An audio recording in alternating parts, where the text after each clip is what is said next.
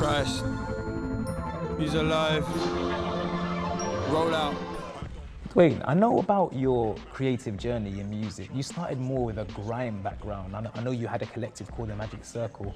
So what was your lyrical content like at that time? So I was trying to be the baddest, really. Yeah. And, you know, just that whole gangster rap image that I was around, and I lived in it because I grew up in an estate in South London, but wasn't fully engrossed in it. I was more of wanting to be an artist. Worship the king who was emerging, lived, died, rose again, and he's returning. You had a very vivid dream where that made you want to change the content of your lyricism.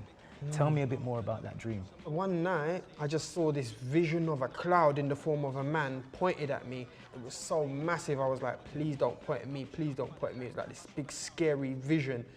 He pointed to the nations all around the globe. Then he pointed at me like he wanted me to go. When I woke up, I knew God had something for me to do, but what it was, I still didn't have a clue. Same week, I get a phone call out the blue. Dwayne, I'm going to church, you wanna come too? In that same week, a friend of mine phones me up out of the blue and says, has never asked me, never even spoke to me about God before, but calls me up and says, would you like to go to church with me this Sunday? And I was like, nah, this is crazy. Like, no, I'm going. And that was the beginning of my transformation, of my turning and changing my lyrics and my lifestyle. That's a very deep story. I feel kind of touched myself like right now. It's a very deep story, bro. Here we go. You ready? Hey! Have you kept your style the same purposely? In regards to yourself as a person and your music? If I was to like say, oh, I'm Christian now, so I'm going to change how I dress, change how I talk, it would become just quite a mechanical facade for people to see.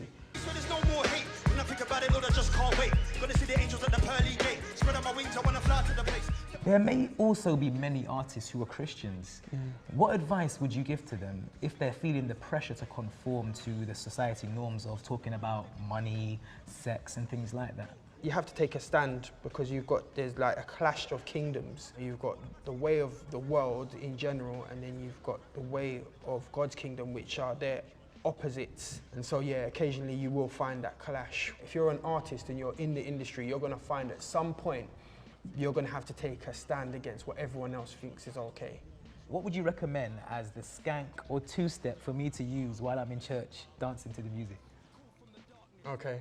Yeah, so just be free, just, you know, like. Struck by the lightning, trust, it was frightening. Ever since that day for Christ I've been writing, rhyming and riding all over the country. Manchester, Liverpool, then Germany call me.